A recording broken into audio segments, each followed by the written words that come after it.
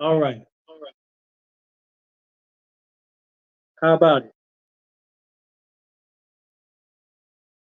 We okay now?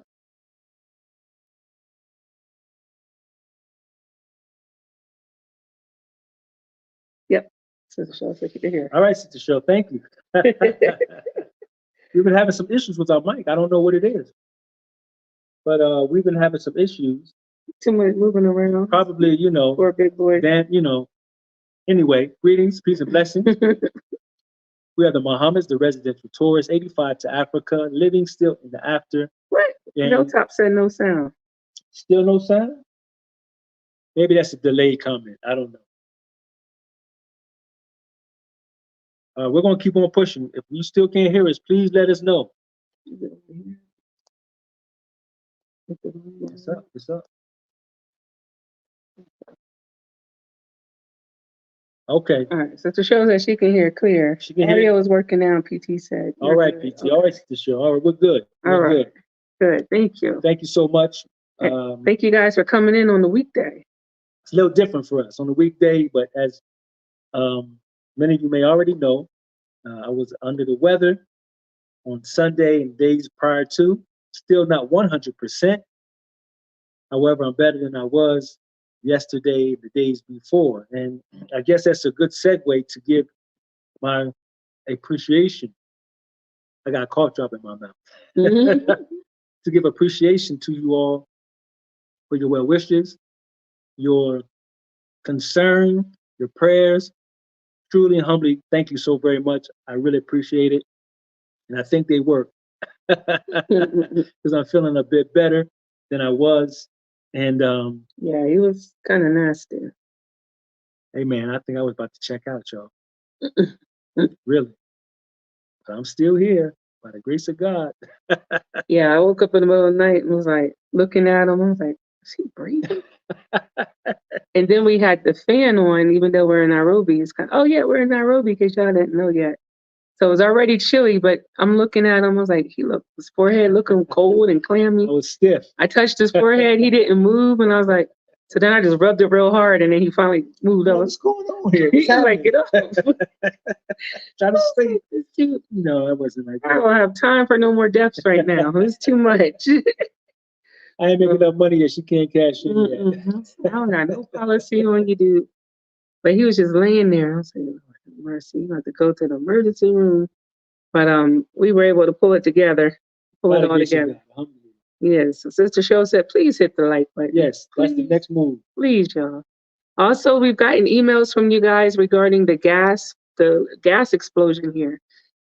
Fortunately, it wasn't in our area, but some people in the area heard it. I think we just slept through it. But yeah, I think when you have, it's amazing because you don't really hear nothing about any other countries in the US unless it's something bad. So when I was getting emails from you guys, I'm like, how did they hear about this gas blow up? Yeah, that did happen. It looks like it was some illegal hookup that somebody had because the owner's going to jail. It was a legal petrol hookup. The hookup. I know about the hookups. Yeah. So yeah, it was an explosion, but we weren't involved in it. We weren't nowhere near it. I think 3 people died and about 200 people got injured. Amazing. So yeah, but fortunately, we weren't in that area, so we did make it through that. We're good. But again, thank you for the concern. Mm-hmm. Again, emails, messages, even on our Facebook. Mm-hmm. Message inquiring, hey, y'all good? Yeah. And so we're good. So thank you very much. I still get kind of blown away. Like people care. We appreciate it. I'm like, look, I woke up to all these emails, y'all telling me about a gas explosion I didn't even know about. We didn't know about it yet. Who got exploded? Yeah. I didn't even know about it. So thank you guys for caring, really treating us like family. Yeah, we are in Nairobi. We've been here a good week. We came Wednesday. So we've been here a good week now. When I tell you this place is mind-blowing. I'm not exaggerating.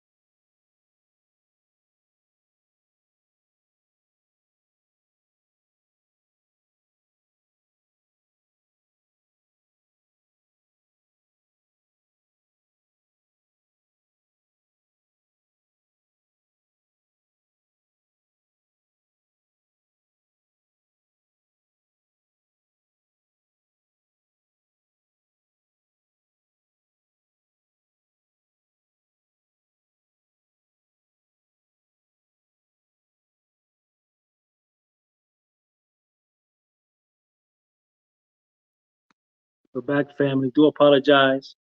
Yeah, we apologize for that. We've been having some issues in our current location of the Wi-Fi. So hopefully you're still there. Sister Cheryl, can you still hear us?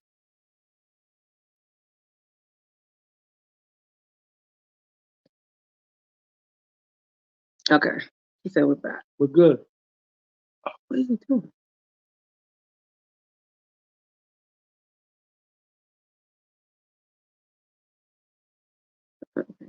Okay, we're good.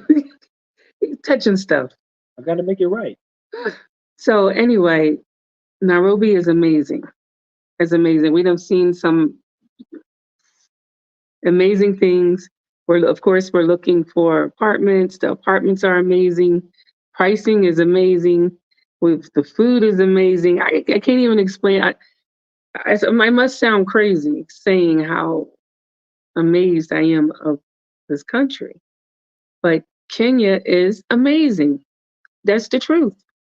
It's amazing. We've been to other countries, as you all well know, and they're beautiful countries. They are. Kenya is amazing. You won't want for nothing here. Y'all remember when we were in Rwanda, I used to have my little snacks shipped in when people came, my fishies. Why is he touching y'all? Why are you touching? What are you doing? Okay. Keep going. But it's gonna slide. There you go. Big up. Go ahead, keep going. Fishies and cookie, all that stuff. We found it right here in the store today in the malls, and I'm like, yo, they got everything here. Kenya is amazing. It really is. It really is. So I'm happy. What about you? So here's the thing. I got to move forward because you kind of stage. so I'm gonna tell you, I was really I was on the edge. I could tell. You know, y'all hear my verbiage. I was really on the edge, and so I was. I don't know, but coming to Nairobi. I've said it before when we visited. Coming here to Nairobi really, really, really got me on the other side. Nairobi, I love it. I really love it. I mean, I just feel like I fit. I feel like I fit. And so I'm good. I'm really good. I think that my energy is a lot, you know, beside the illness and the sickness, but my energy is a lot better. I'm more clear, more my creativeness, um, ideas, motivation, all of that. Even just these few short days, you know, coupled with the times that we visited, it just kind of keeps confirming and confirming. You know, when you see something or you visit something or experience something for the first time, it's like, oh, okay, that was good, that was cool. But let's see what happens if it's the second go round. And each time it's never failed. And so now we've turned our minds over to this is the area we want to locate. Then your thinking begins to change a little bit too. Like, okay, we're not coming here as just visiting. We can bounce when we want to bounce, but we're looking to move here. So we're thinking and looking at things differently. It hasn't changed. It's the same. So I'm good. Yeah, you really can't be a tourist here. You just either this is your spot or it's not. It just you don't have that touristy feel. Um, Mr. Muhammad, remember you saying Nairobi doesn't give you the African feel. What cut? No, it ain't no African feel. Not Nairobi. It's a black feel. Yeah. But it's not an African feel. I'm sorry. Yeah. I'm gonna be honest with you. When it comes to Africa in general, I haven't been to all of the countries on the continent. I've been only very few. But when I look at what my expectations were based on my prior knowledge, the level of Afrocentricity, that's the part. It's not, I don't get that Afrocentricity that we were honing in on and leaning on while we were in the States in America. I don't get that feel, which is cool. But being here in Nairobi, I get a sense of familiarity as it relates to, I guess, I'll say specifically like in Atlanta. But it's a notch up because we don't have all the extras. That's what makes it even more beautiful. Yeah. We don't have those extras that we had to contend with. Right. But we have all the other beautiful things that we loved about Atlanta or even other parts of the States. And we loved that. We loved how they do, from so far, how business and socialization and community, all of that stuff there. Look, tomorrow we found on Thursdays at a cafe they're doing live jazz. Live jazz. We found a place that they got a theater. They got a play that's about to come out in a couple of weeks. I mean, they got theater, jazz. We've went just looking around Brazilian restaurants, Japanese hibachi restaurants, Chinese restaurants, Nigerian restaurants. I'm talking about every kind of food imaginable. Whatever you want to eat, they got it. And it's authentic. It tastes real. It's not just a blend of local seasonings and trying to make it taste like that. This is the real deal. So the food life for those foodies, it's amazing. We're touring apartments. We're going to show you guys some. We got to do some editing on some videos, but we got apartments that are beautiful, beautiful, amazing apartments. And the pricing just makes me giggle at how much or how inexpensive it is compared to what we're used to paying. Now, for the locals here in Kenya, they'll say that's a lot of money. But when you're used to paying 3 and 4 times the amount, the pricing is so much different. So we got a lot we're excited about, but a lot to show you guys. We want to talk about the event actually that we've been talking about. You want to talk about that before we go into the no, we can end up on that one. Let's just in case people don't last all the way to the end, we can at least share it. Well, you done made your mind up. Go on and say it. You gonna ask me and you're gonna say it. I hear the fluid still. The man is still sick, yeah. But we're excited. We have the actual date for the expat. Somebody got me stuck with our food in here. So yes, it is. Yeah, that. But for the diaspora connection for next month, what we're going to do with the expat. What am I trying to say? The gathering that we are planning. Meet and greet and networking. Yeah, the networking event. But I don't do nothing small. This is big. We got sponsors. The ticketing is going to be very inexpensive. It's at this beautiful wellness, I want to say resort, but it's a wellness resort. Ain't no other way to say it. The grounds are amazing. We got activities planned. There's going to be a spa packaging as well for those that want to do that. But it's going to be a beautiful, beautiful day. It's going to be March 24th, which is a Sunday, as we know we have a lot of Israelites, a lot of people that celebrate, I celebrate, recognize that or Sabbath. the Sabbath, right? Yeah, So we Sabbath. wanted to make sure we respected everyone's religion. It's going to be late in the afternoon on Sunday for those that are planning on going to church or whatever. But it's going to be on the 24th. We have Kia. She just confirmed that she's going to be presenting her packaging for the land that everybody's been waiting to hear about, the land and housing for the 140 acres of land that she has in Thika. We have a bank that to put their money in their savings account. They're giving all kinds of crazy incentives. We have another person, another organization that sponsors, that's doing the visas and also the KRA pins, but they actually work within the government. So they're getting this stuff done in a matter of weeks versus months. And the pricing is a whole lot different than what we had on the show before, on our program before. And then also another organization that is giving incentives for investors that want to come into the country and invest in Kenya, whether it's land, property, businesses. They actually are giving incentives where they're giving you money to help you in your programs, stuff that we didn't know about, but they have it, and it's only for expats. So we're going to have a roundtable discussion with these people presenting their packaging and their services as well. We're going to have a cocktail mocktail hour that we're still working on. We're going to have a big, beautiful buffet for dinner, and of course, live music, entertainment, total mixing. We're just going to have a great, great, great time. So if you guys that's coming over, mark your calendars for March 24th.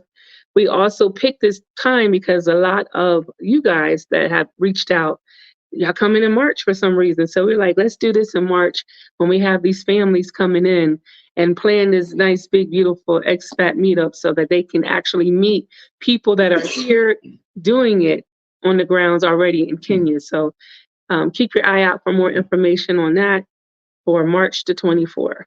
And for me, I guess a lot of it has to do with two things. One, when we came to the call to action when we came to the call to action that our beloved sister Kia Wakesho Simmons beautifully, brilliantly put forth, we met a lot of different expats, diasporas that were here like for 20 years, 20, 15, 7, I mean, for a lengthy period of time. And so we were like, wow. So it's like it's already a community that's already here, pretty much. But there is that need for a community, you know, among us, wherever we are, whether we're in America, whether we're here in Africa, in whichever country. I like how my man Kinganda, he talks about it, Brother O'Shea.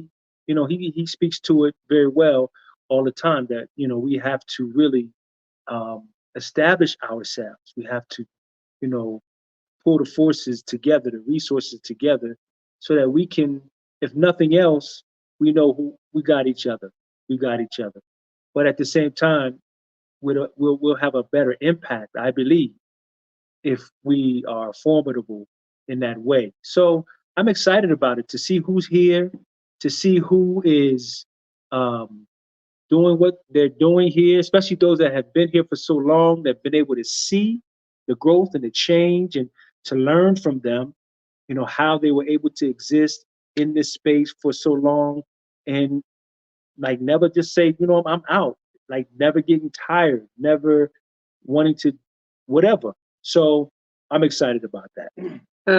Zahada said she wished it was in April, Ramadan is in March. And we know that, so that's why we've chosen evening time, more of the sunset time, so that people that are observing Ramadan, it'll fall right in time for that eating time, which I think in Africa is about 5:55. So the event is going on until after 7 o'clock. So until 7 o'clock. It's 6:22 right now, and it ain't dark yet. Yeah, see, what was it? Rwanda was 5:55. We be chowing down right behind. If we were in Rwanda, we'd be eating right now. There is accommodations actually at the location. We'll have more of that available too. PT was asking. So we'll have more of that available too for that for the event, the accommodations that they have there. They have if there's a whole family coming in, they got big, beautiful villas for you. You can rent out the whole villa, but they do have rooms as well.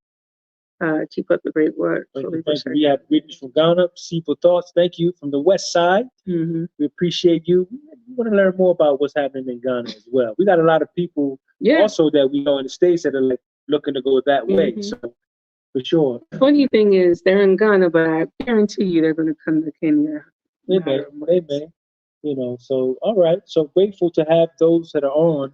Again, we know that this is not the typical day nor time, so we don't really expect or equipment or who is hot sauce from Shanghai? He's from China. Okay. All right. So thank you for those that have joined in. I didn't acknowledge our subscribers, and we're grateful for you all. And all the viewership, we are grateful, appreciate the members in the whole nine. So we got to make that acknowledgement. So we got our loyals on here, of course. Sister Cheryl is on here. Cheryl, Sister Patricia. Yep. Brother Siddiqui, my brother. Yeah. And PT. Igbo. We got yes. Okay. Simple Thoughts. Okay. Even Alex over here who's questioning my Afrocentricity. No, Listen. Yeah, so good. It's good to see what we have here. We appreciate it. So hit that like button for sure. Tanya Sawyer. Just spoke to her. Yeah.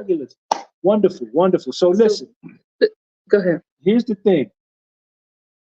So this whole approach to this particular topic, right, came about by a lot of from y'all.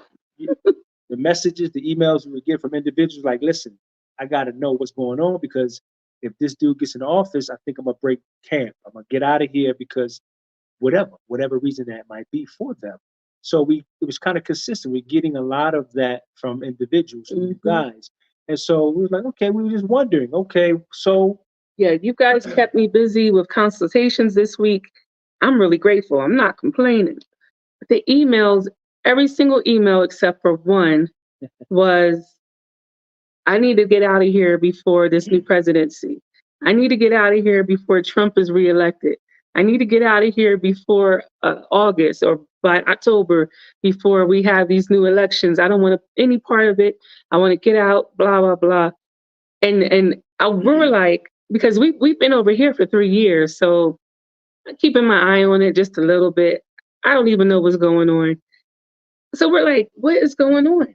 Why now?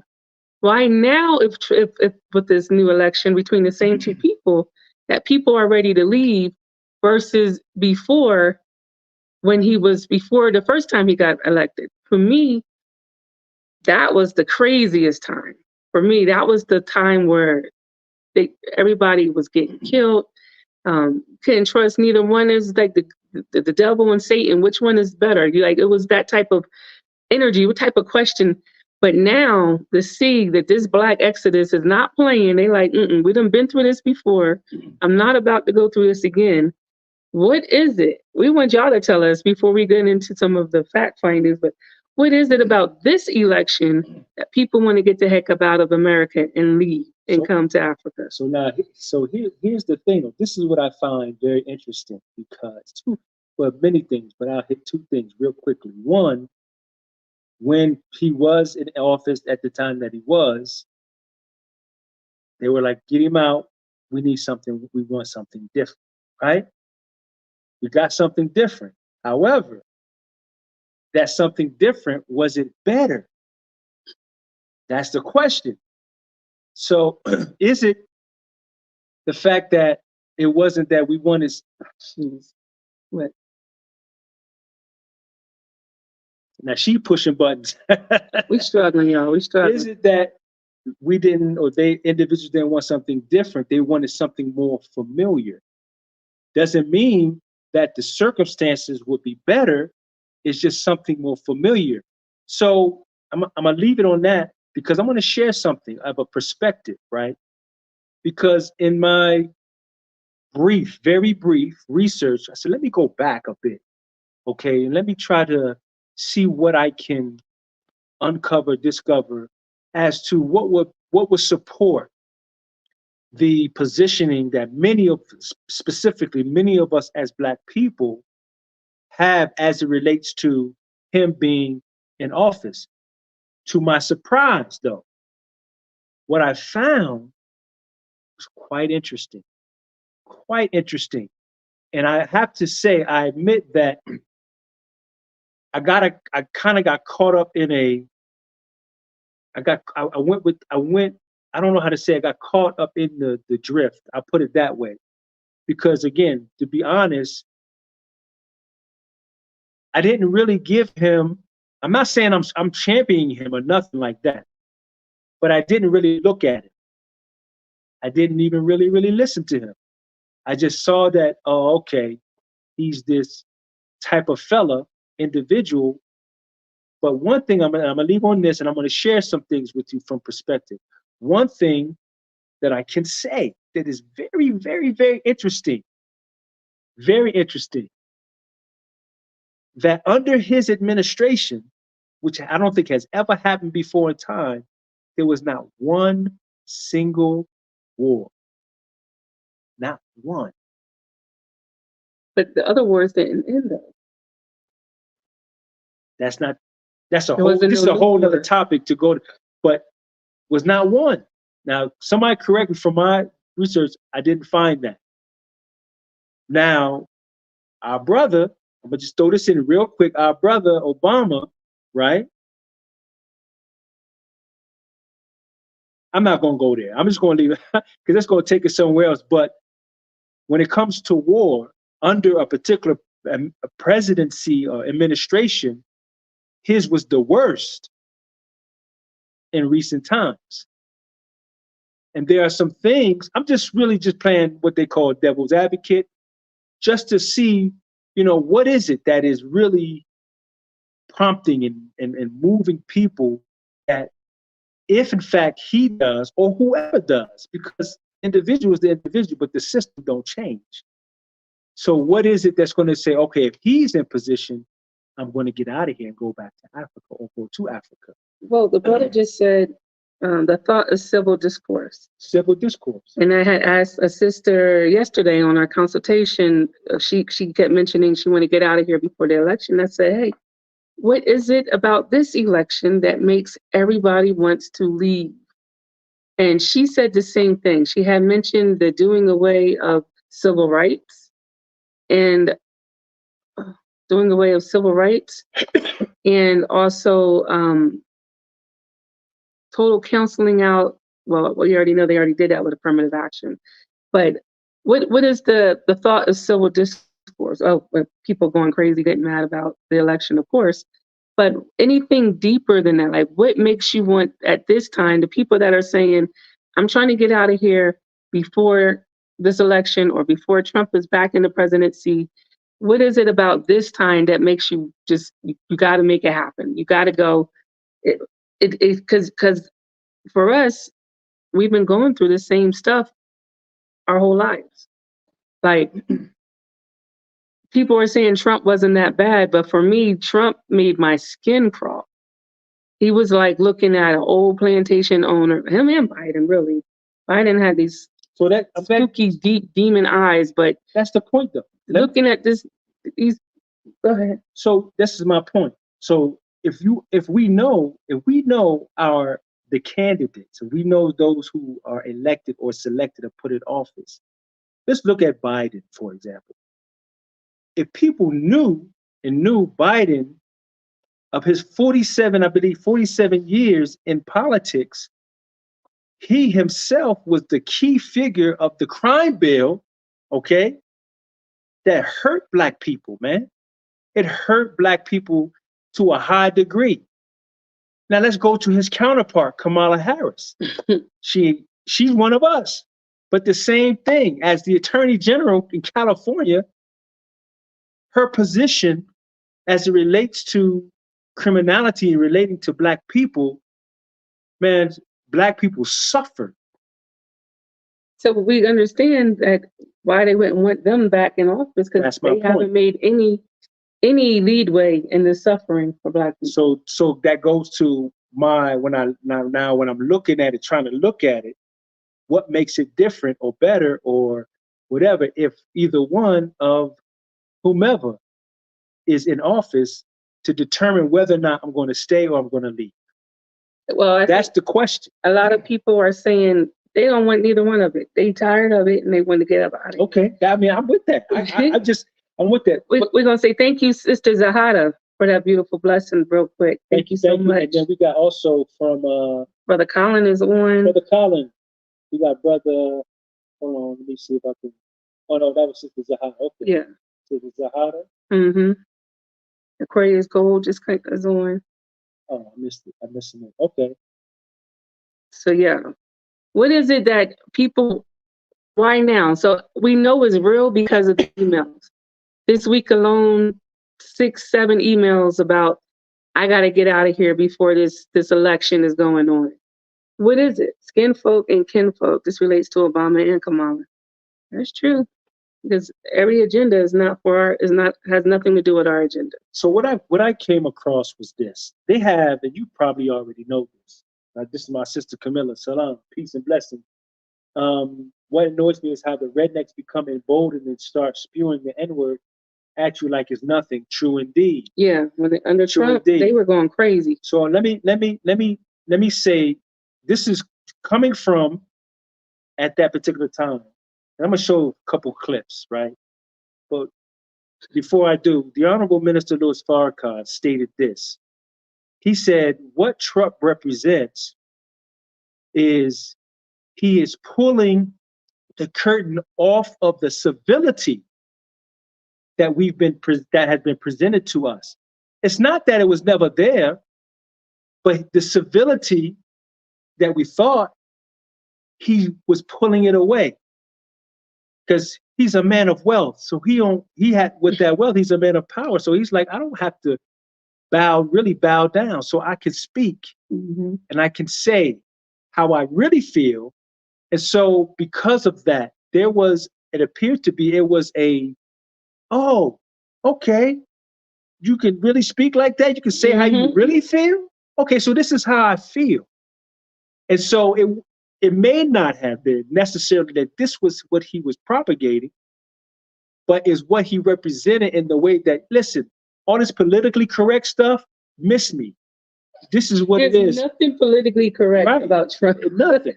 Nothing. Right? So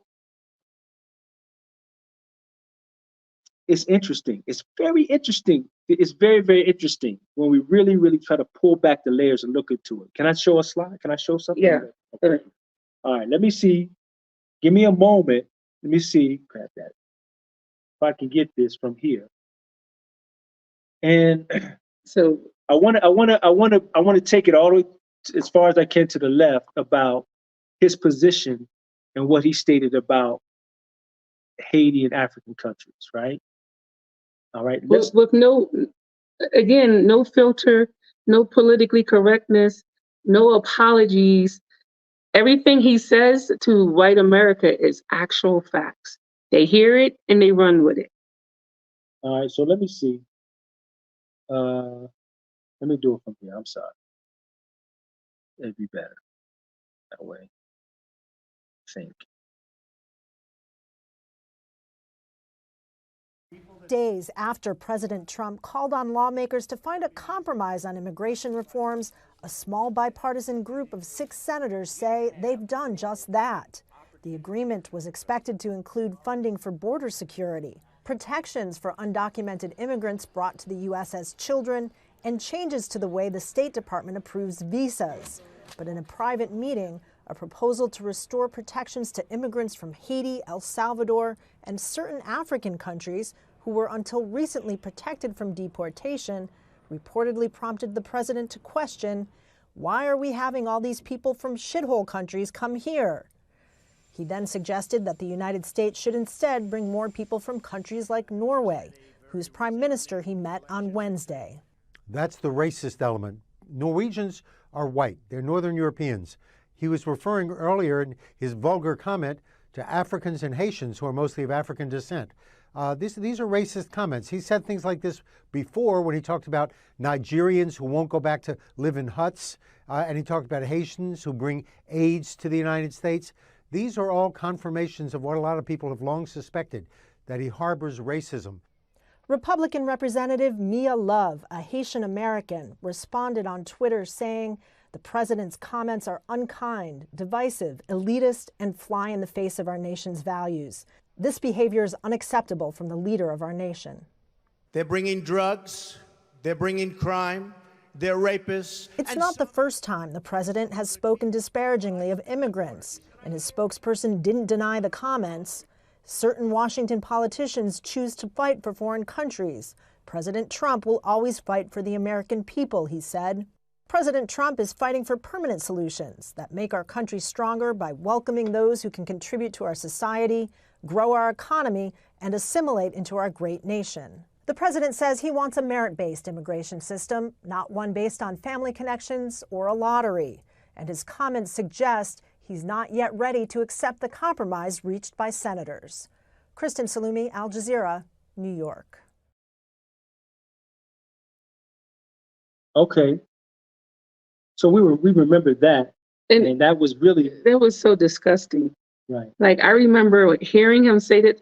This is the first time that I've actually watched the presidency. I enjoyed watching him make a fool of himself every day. But that particular day, I was sick to my stomach. Like, are you serious?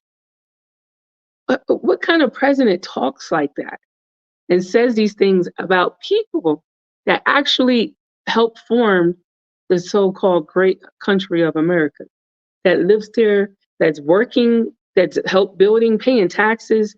You just say some trifling, crazy mess like that.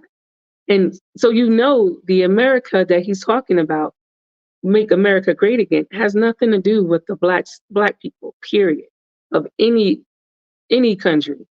He's not talking about you, obviously, because you're from the shithole country. But see, but you have to. So when Ooh, I said a cuss word. you said a curse word, shame on you. I'm all proud. You gotta compartmentalize though, because for us it's okay. So naturally, we as Black Americans making that reference to Haiti or Africa, we are looking at it. That's us too. You talking about us? I mean, we not over there, but And he knows that. and you talking about us. So we jumped on that like, oh, that's okay. You talking about all Black people. However, when you really look at it, I'm not saying it's right. I know it's not right. I hate that he's, that's crazy. It's crazy. But when we're looking further and listening further into his positioning, maybe not saying and stating it clearly as such, his positioning was a divided line as it relates to immigrants, as he referred to, and those who he would consider American, which he would include Black people, right? This is what I'm learning. This is what so with that, what I've come across, I wish I could have gotten all of that material. There are so many, was mind-boggling to me. There is a lot of what they call Blacks for Trump. It's a new generation of Black supporters for Trump. But now, but even in more now, there are more people of within the Black community who are riding with Trump. I've heard hip hop artists. I mean, you don't get no more thugged out than hip hop artists who are saying that they're not saying that they like him, but they can appreciate him because of his frankness. To say, you know what, I don't like you. Okay, cool. Now I know you don't like me. I know you don't really ride with me. So we can have an understanding as we move forward, as opposed to someone who's gonna cloak it and cover it and make it seem as though you like me and you want to get my vote and you want to stroke me, but all the while you got the knife behind your back. So wait, Jerry Rafiki said he's an honest human. Well, I mean, I hope you're being funny. I hope you're being funny. Now, the one thing I can say about Trump, he don't hide who he is. Sister Golden Heart, I'm glad you said that. I got something for that. Well, put it on so I can see. I got something for that. God uses other people. Exactly. And I'm gonna tell you, because I had to listen, because again, the Honorable Minister Louis Farrakhan, 2 points and people misconstrued it. When he was on the Breakfast Club, I'm going to show that. And when he did a press conference right at the tip of Trump's administration, to give a perspective of what we are looking at in this man known as Donald Trump, and how, well, I'll do it a disservice, right, by trying to say it. So I'll show it, and you can take it, of course, from where you want to take it. Because all in all, this is my position. All in all, whether it's him or someone else, the American system is the American system, right?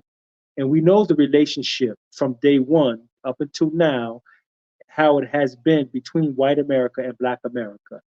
It's been proven. We had one that looked just like us. Nothing changed. Not to the degree that we were hoping for, not to the degree that we needed it to. And so it's a system, right? So we have to that has to be the realization, I think, a realization that we're dealing with a system, we're dealing with a constitution founded based on a thought process that was looking way down the line and didn't even think of us in that thinking at all. I want to say to Jerry, Trump says recently that he's done more for Black people than any other president in the world. And I went and researched, well, what the heck did he do for Black people? The only thing he did was not create laws to make it harder. So but he didn't do. Go ahead. But he didn't do anything for Black people. Nothing. He cut funding that was helping minority people. He cut even the immigration laws. God, dog, that was crazy harsh. in itself. Immigration laws were really that was disgusting. Like what he did with immigration alone was disgusting. These people are still, to this day, there's hundreds and thousands of children that are missing, that have not been reunited with their families, family members put in jail, and children sent to concentration camps, babies. Like, what do you mean? You've done more for anybody. It's disgusting. So look, so with that's a good point, because this is what I came across. I've never seen this before. I don't know how far it gone or how far it went, but what he presented, this was a policy he was presenting, right? Again, I don't know if this was fluff. I don't know if it was something he really, truly, get that please, wanted to pursue. So let me show it. Today I want to talk about how to grow the African American middle class and to provide a new deal for Black America. That deal is grounded in 3 promises: safe communities, great education, and high-paying jobs. My vision rests on a principle that has defined this campaign right from the beginning, and you've seen where we've come from and where we are right now. It's called America First. Every African American citizen in this country is entitled to a government that puts their jobs, wages, and security first. One of the greatest betrayals has been the issue of immigration. Illegal immigration violates the civil rights of African Americans. That's what's been happening.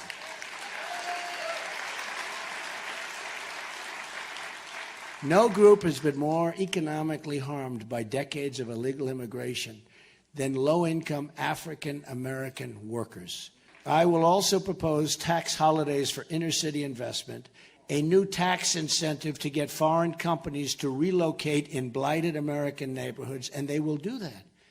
It will be worthwhile. It's called incentive. They will do it. I am very humbled, beyond words, to be the nominee of the party of Abraham Lincoln. A lot of people don't know that. It's the party of Abraham Lincoln. And it is my highest and greatest hope that the Republican Party can be the home in the future and forevermore for African Americans and the African American vote, because I will produce and I will get others to produce, and we know for a fact it doesn't work with the Democrats, and it certainly isn't going to work with Hillary. So, you know, he had a thing with Hillary, so he didn't even like her at all. He made that very clear. So that was, of course, as it was, you know how I go with sweet talk, we try to woo you when you're trying to get what you want. But he presented that I never heard before. And it struck me it was quite interesting. And of course it didn't happen, not to my knowledge, it didn't happen. But for me, that something structured as such that came from him as it relates to Black people in America, because I don't recall, someone can correct me if I'm wrong, I don't recall that from, other than the New Deal. What was that? Who was that president that did the New Deal with they had the welfare system came up out of it? It was what, 40, 50, somewhere around there. Well, Biden's people, but he never, but nothing more, nothing. But listen to his words though. Right. He was saying, we Black people suffered because of illegal economically. So the immigration that came in, and particularly Mexicans, he hates Mexicans. So particularly Mexicans in the States do the work that nobody else will do. And they work hard. They'll do all the land, they'll do all the sewage, they'll do all they just do everything. If they're going to be maids, they do all the work that nobody else would do. So he's saying if we were curved at illegal immigrations, then Black people can continue doing the bottom work that they had us doing for centuries now. But like that's our rightful place. That's where we're supposed to be doing. Well, if you would have heard him, he said in the beginning, he said in relation to the middle class of African Americans. How can immigration hurt the middle class Black Americans? So look at it. Just think about it though. Just think about it. When you go into the Black community, right? We already know that the dollar in the Black community doesn't stay in it. It only circulates within a 6-hour period, from what I recall. It doesn't even turn over. It doesn't even stay in it for 24 hours, because most of the businesses in the Black community are not owned by us. You'll go to the gas station. You know who owns the gas stations? Okay, but they're not illegal immigrants. No. I'm not saying I don't know if he said illegal, but I'm not saying. He said illegal immigrants we're the ones that suffer from illegal immigrants. So he's trying to get away the illegal immigrants so that the Black people will vote for him. Of course, he's going, it's technology. We know ain't no straight words coming. He's a two-edged sword.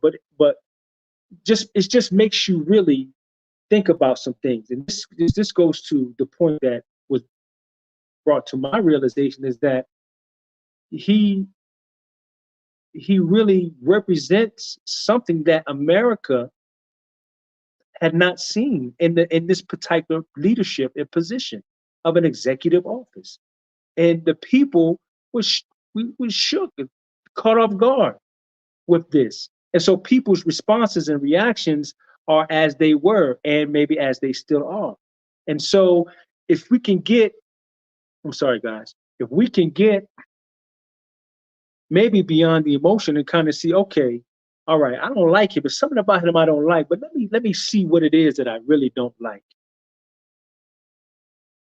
Policy, what is it that he is saying? What is he that he is doing differently or not differently than what has been done before?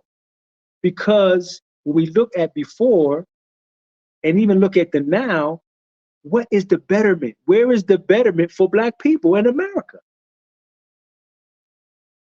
So Nation Report, the devil tells lies and uses the truth to do it. So let me go here. And both of them, all those candidates, they're very wise.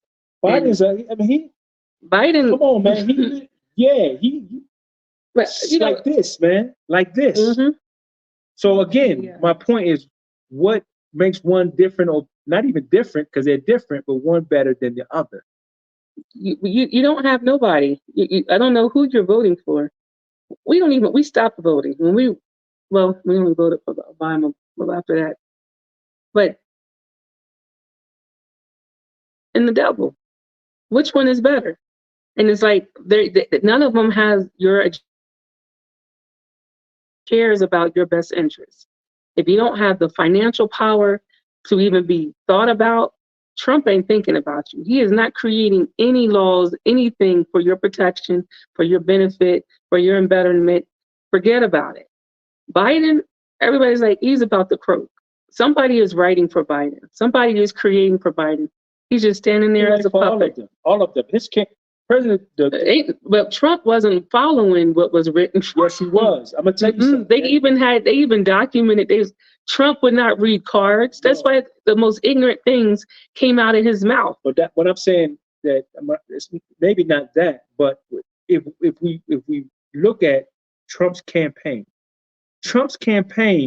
was the same campaign as Ronald Reagan. Trump's campaign was the same as Ronald Reagan and Nixon, which was, if you go back, the same slogan that was used. They used the same thing. Let's make America great again. And this was the part based on what the individual stated before about what it brought out of people, of the rednecks and so forth and so on, because it put in the mindset that, we get ready to lose the country. This is the whole issue of immigration. Okay, population is changing, whereas we were once the majority, but we're going to come to minority now. So we're going to lose this, and this. Oh, we're going to lose the whole country. We're going to lose it. And so the issue of immigration and the fight against immigration was pretty much predicated upon that. And so those individuals of the redneck class, it was a fear factor. And so they said, okay, we got to stay. So he's speaking his mind. Let me do me too. We got to do what we need to do to be able to save ourselves, if you will. Well, the Nation report said immigration could hurt the middle class, Black construction company. I just watched Mexicans build a house in 2 days. Listen, real talk. Let me tell you something. Come to Africa.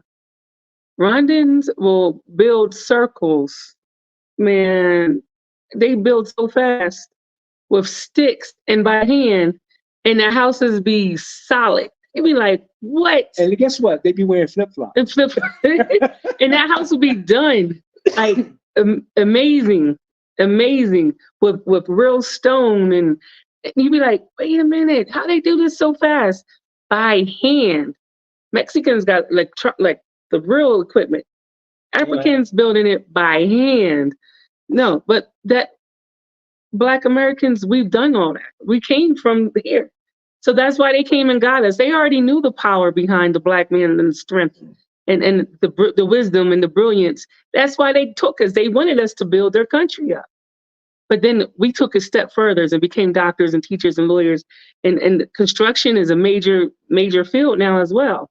But immigration that is not gonna hurt the Black man at all. So let me shoot. We hired them. We like, okay, great. We got something to bid with. Let me share this then. Let me share this in light of in view of him, the one we know, Donald Trump, and we as Black people coming from, and this is really kind of on the lines of that's why I kept it up here. Our golden heart stated God uses other people to accomplish what he wants. And I found it interesting hearing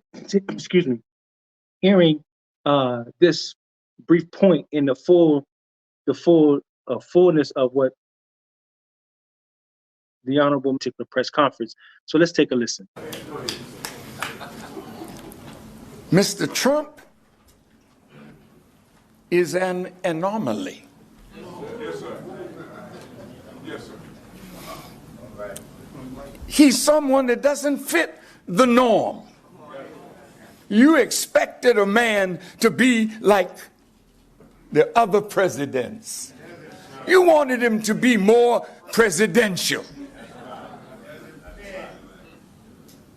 He's so transparent.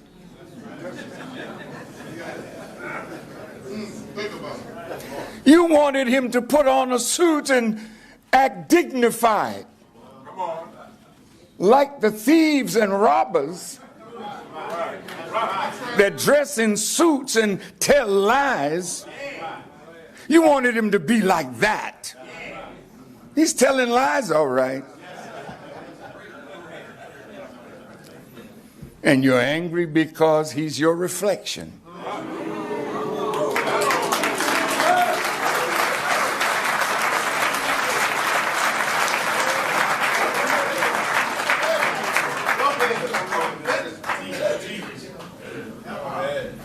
He's an anomaly. You can't make him what you desire him to be so that you can say, oh, that's my president. He wasn't made that way. God has him here. What did you say, Farrakhan? Do you think that God is not interested in who is president of the United States of America? Especially when it's out of the time of evil? It's in our time now. You Muslims who are present. All right. Okay. I already know I can I already know by that there it's like whoop. People think about it though. All right. I mean, we're looking at, and I hear the language quite often. America is that great mystery Babylon. America is Babylon. I got to get out of Babylon, right? So if that is the case, that means there's a circumstance, there's a condition that is reflective of the ancient Babylon, right? And there was an interest, there was a divine interest in Babylon, but not for all of Babylon, but for a select few in Babylon, right? So the interest that a divine being would have, a supreme being would have in a country of such, not for the benefit of that country, but for a special love for that which may exist in that country.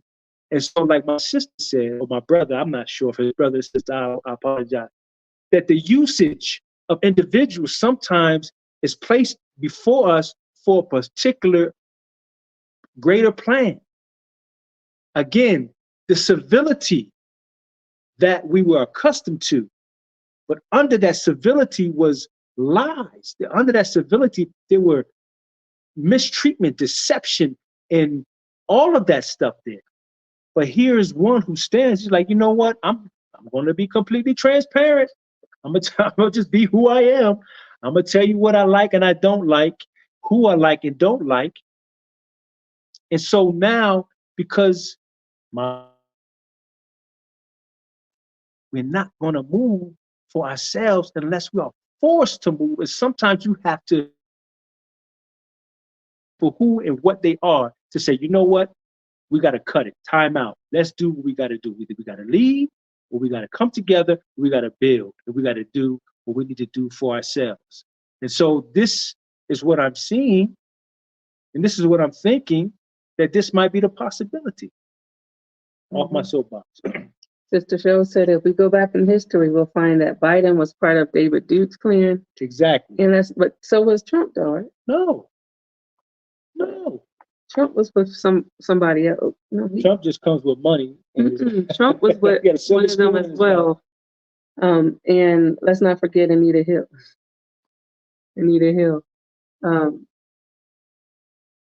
With the gosh, everything dying. Oh, I got to plug. Oh my God, what happened? What you do? Nothing. I just tried to click off. She's messing with stuff again. As you guys know, we done. I don't know. Okay, so okay. So he was involved. Trump was involved. Okay. Yeah, he was, and his family, his father was with the King Knight, whatever the heck it was. The Grand Wizard. Yeah, the Grand Poobah. He was connected to the Grand Wizard some kind of way.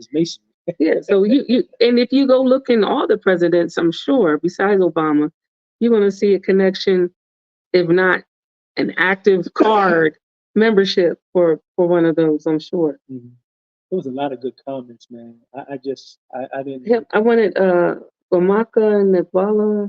Right? I wanted to ask, because he's in the States, but are you Kenyan or what part of, where are Yes, you ma'am. from? Yeah. Because he said it's sad because a lot of the people he worked with, they plan on voting for Trump. Yeah, I mean, I'm telling you, it's surprisingly, there are a lot of black people who are voting for Trump. I'm surprised. I was surprised. I'm like, man, this is, I mean, they have organizations and groups. When he was going to court, they had black people outside with shirts on, Crazy. You thought it was, you might have thought it was Meek Mills or something like Free Meek or somebody like that. It was like Trump, and they were very vocal about it. And there's other individuals that are really, really, and I have yet to find out, what it is that is causing them to have this position just by pure interest, but it's real. It's real. They really, really do. And At no other presidency did you see as many Confederate flags come out of the woodwork than when Trump got elected. Like, it was like the good old boys reunion in Georgia. It was crazy. Echo Bella said, "It's one snake with two heads. There is no reason to stay in this wicked country anymore. It will never change for the better. It won't." People still have hopes up for reparations, and I'm like, we asking these people, these devils, to give us some money that you owe us from a century ago, for what you've done to our people and our ancestors and continue to do to our people. They don't want to admit that. So what happens then? They said they did us a favor. They took us out of a shithole country and blessed us with working for free, slaves, for 400 plus years for their benefit. That was a blessing, Black people. If it wasn't for that, we would be uncivilized. We'll be swinging from trees, booty naked. Booty naked. Booty naked. Booty naked. with just being beasts. So what happens though, right? So it becomes this, this consensus that, okay, he takes the reins again in this presidency, and we decide, okay, this is not what we want to be our representation as Black people, right? And say, I'm going to leave. And we come to Africa, whatever country it might be. But yet, when we come, going back, this is why everything connecting the dots, everything is hand in hand. If we come to Africa, but you don't see me outside of just being from America and not understanding the victimization that we experience as a Black person living in America, when we leave to come here, what will our existence be here? What will it be? How will we be able to exist in ourselves if we're still not seen as who we are? Well, then you have to recognize that everybody don't see who they are the same as you. Well, I mean, but that's just a general question. I mean, so you see yourself. If we're saying that this is the solution, is it the solution? Well, you first have to figure out what it is that you're leaving the States. If you're leaving because of the election and you don't want to have no part of this new presidency, and I understand. I truly, truly understand. That was one of the big reasons why we had to go.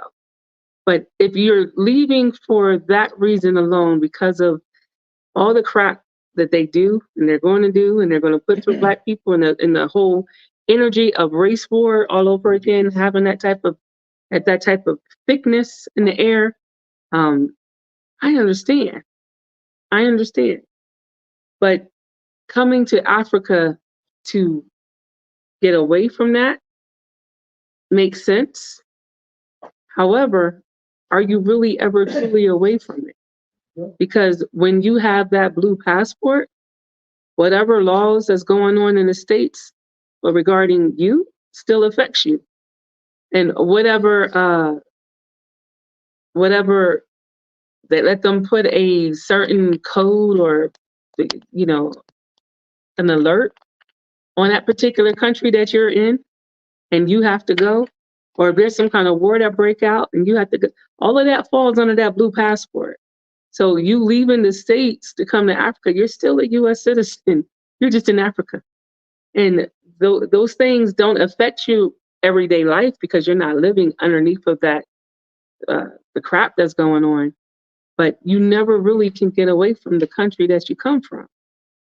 Even if you have dual citizenship, even you can denounce your citizenship, which doesn't really benefit you to do that. But if you did, even then, I don't know if that still truly gets you out of that country or away from being an American citizen. Sister Patricia said, I will renounce. She don't care. She's like, I don't care what y'all saying. I'm getting. She's like, I'm out of here. But you know, when you renounce your citizenship, you are saying, I don't need my Social Security. I don't need any of my benefits that I've been working for all these 55 years, 60 years, whatever amount of years you've been working in the States.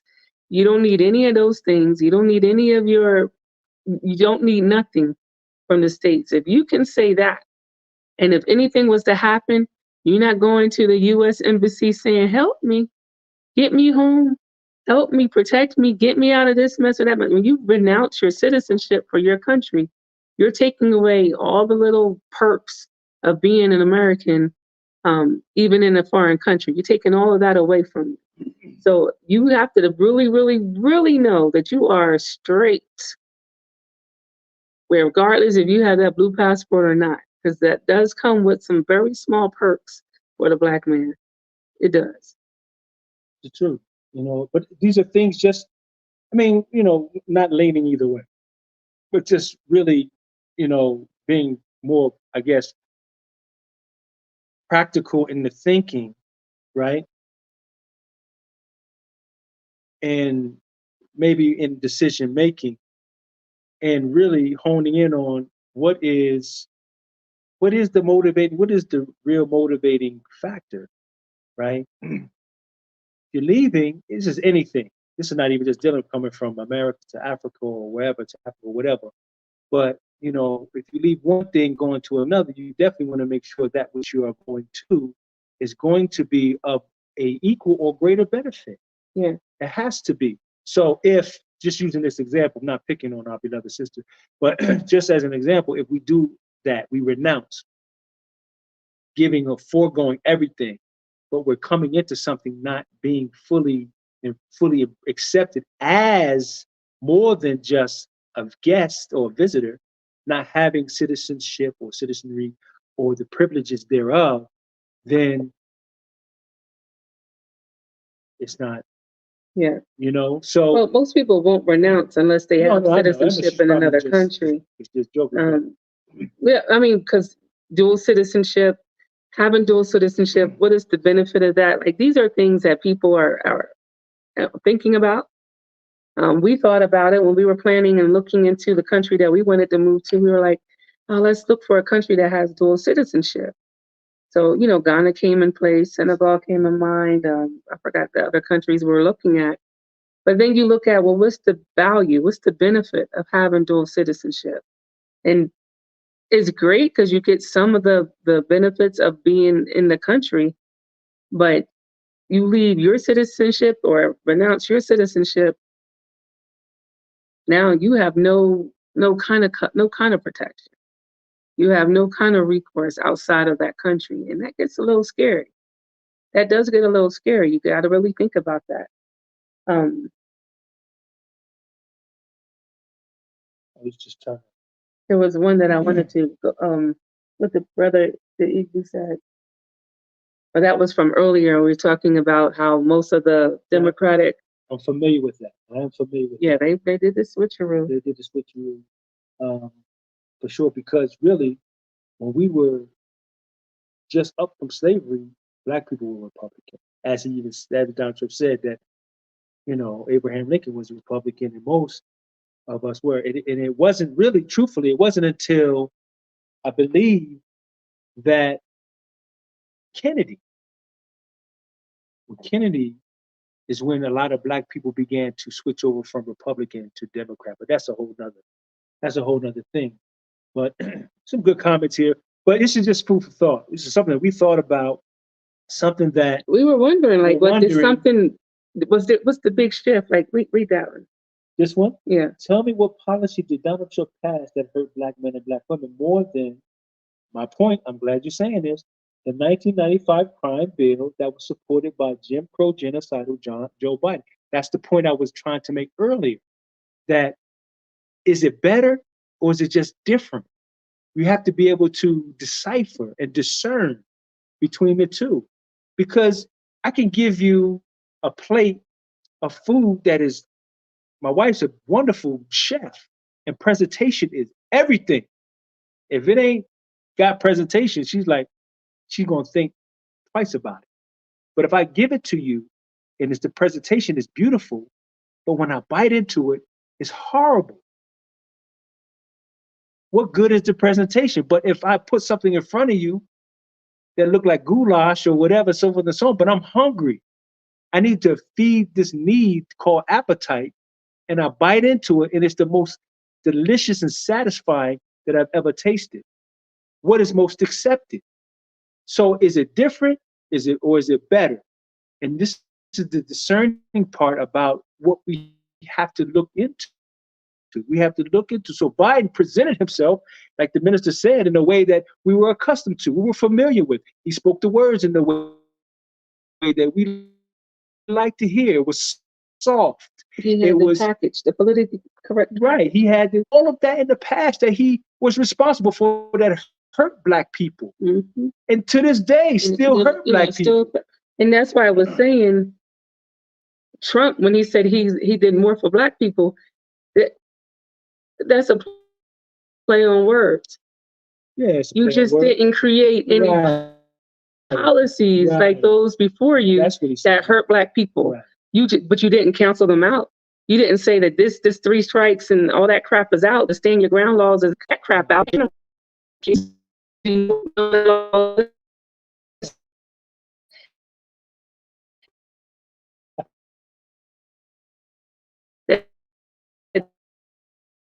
that they put out there. He didn't stop any new ones. So yeah, he didn't do more. Okay. He just didn't do it. He just didn't do anything. Right? No policies. He didn't do nothing of value. But look, I'm gonna tell you, this is just something I think that, this is really, it can go on for days, 2 things we know that we really shouldn't talk about. This is taboo. Yeah, this is going to get flagged, I'm sure. So politics and religion. We're not going to make a dime off of this video. You guys send us some blessings, because this is going to come down tomorrow. We're going to get an email. You have your second strike, residential tourists. They're not.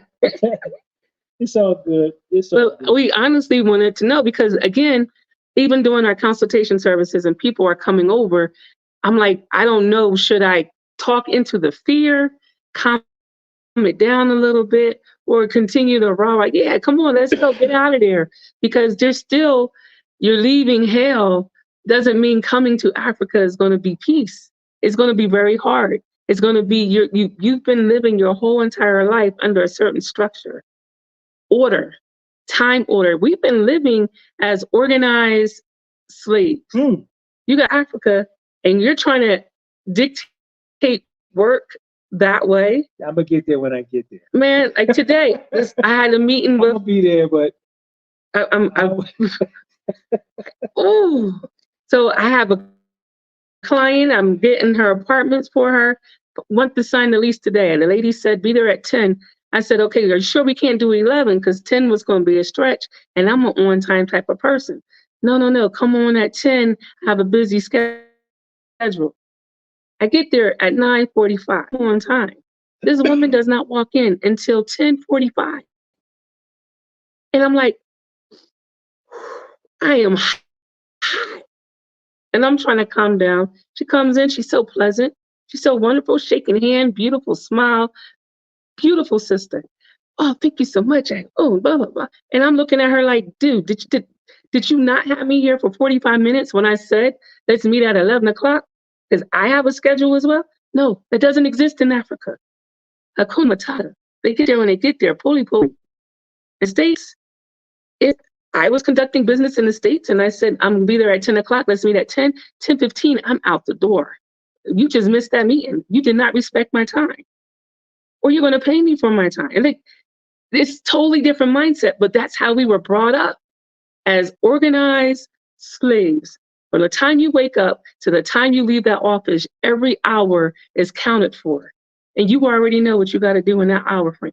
They don't operate like that here. And you will go freaking crazy trying to make them do that, or trying to fit in with your corporate mindset. Leaving there, you're running here, and you're just trying to fit in. Baby, you're going to lose your mind. Something as small as time will make you so angry. I promise you. Yeah, very interesting. But to your point, yeah, it's a readjusting, and it's like when we say all the time, we say, you really come to you come face to face with yourself, because you have to know what to let go. You got to know you got to pick your battles, I guess, right? If in fact you're looking to really completely just say, you know what, I'm leaving that behind, I'm pushing ahead, and I'm going to make this cultural society my way of life and living, with some adjustments, some major adjustments, right? So these are things you have to consider. So anyway, we've foregone. Things are about to shut down. Devices about to shut off. Just charging and all that stuff there. So wait, I think this is true right here what he said. that? Because this is what I'm realizing as well. He's saying Europeans, we're the same as Mozungos, have brainwashed us to stay on a plantation and work, and you get those 2 weeks off, and you might get 3 weeks, and then you can have your vacation time, while they go to our homeland to invest, make ton of money, and relocate there, while saying to themselves how stupid they are. They believe that where they're from is a shithole country. Let me tell y'all something. When we were back in the States, when you would go get your nails done from Kim Lee and all of them, and all of a sudden your one person that does your nail is gone. They're gone for a whole month. Chinese people, they go back home for a whole month, and they know how to have their vacation. Maybe 2 months. White folks, you ever go to Starbucks in the middle of the day, and all the white folks on your day off. Or you just snuck, you got a late time in or something. You're driving to work and you see the cabbies just and they're running down just the sitting street, there with their newspapers and they're drinking coffee real What's slow. going on here? What am I doing? I used to get mad. I'd be like, why they get to just sit there all day? But my one day off and I'm watching them, they are here in their little suits. They're relaxing. They don't live like we do. They're not on the clocks like we are. And then you come over here, oh, please, flip-flops, coffee, just walking around with your Black women, because I don't see the white woman, Black women. I mean, no. Anyway, they're walking around with the Black women with their coffee, just Hakuna Matata all day, every day. Every day, if you look at them, they're on vacation. They are reaping the benefits of your brainwashed 8 hours a day, now 12 hours a day, because they convinced us that we could work 12-hour shifts 4 days a week, and it's a better benefit for us to work crazy for 12 hours a freaking day. Anyway, no, they don't live like that. And when they over here, oh, I just be gritting on them like, oh, you know they don't live like that. Well, that's all this stuff. All right, so listen, we have to round this up, or we'll have some. Alex said, when we say let's meet at 10, we leave the house at 10. Boy, that makes me so mad. I swear to God, I'm so violent in my head. I want to choke people out. Like, are you serious? Actually giving it up. Okay. I'm there at 10. Hey, where are you? You know that I'll be there. The brother said that to me today. He said it's almost exactly what Alex said. He was like, you say 10:30, 10:31. I said, okay, I'm learning. 45 minutes waiting for this lady. So guess who had to pay extra for the driver? They don't think of that. They just Hakuna Matata it all day. All right. So family, listen, thank you for this. Again, this is outside of our regular time, and I'm trying to get better. And once again, thank you for all of the well wishes and encouragement. Appreciate it. Thank you I know it's early in the morning. It's a work day. You talk about work. I don't know. Y'all got the luxuries that we were just talking about. So anyway, we appreciate it. And again, hopefully, this was good dialogue, something to think about, something to consider. It's definitely for us because y'all put it in us to be able to present it, just to kind of see. We're going to continue to try to stay on top of things on how, this thing might transpire. So for the donations, the contributions, the love offering, thank you very much. Greatly appreciate it. And we're going to try to hit this thing again on Sunday, God willing. And for those in the States or on the western part of the world, enjoy the rest of your day. Those are over here on the side with us. Enjoy the rest of your evening. And mark your calendars for March 24th for those that want to come and fellowship with the expats over here in Kenya and Nairobi. We're going to be making some major, major, major things happen on that day. So please go ahead and lock that in, book your tickets, reach out to me if you want to get with the relocation services or get your consultation in. Send an email because we're still doing consultations. We're still making magic happen. And we can make sure that you guys can come over here and You can do what it do. before the election. Don't forget, hey, you still got time to put that like button. So don't forget, hit the like button. And if you're just new, fresh, green, please subscribe. We appreciate the subscription. And God willing, we'll see you next time. Peace and blessings. Thank you.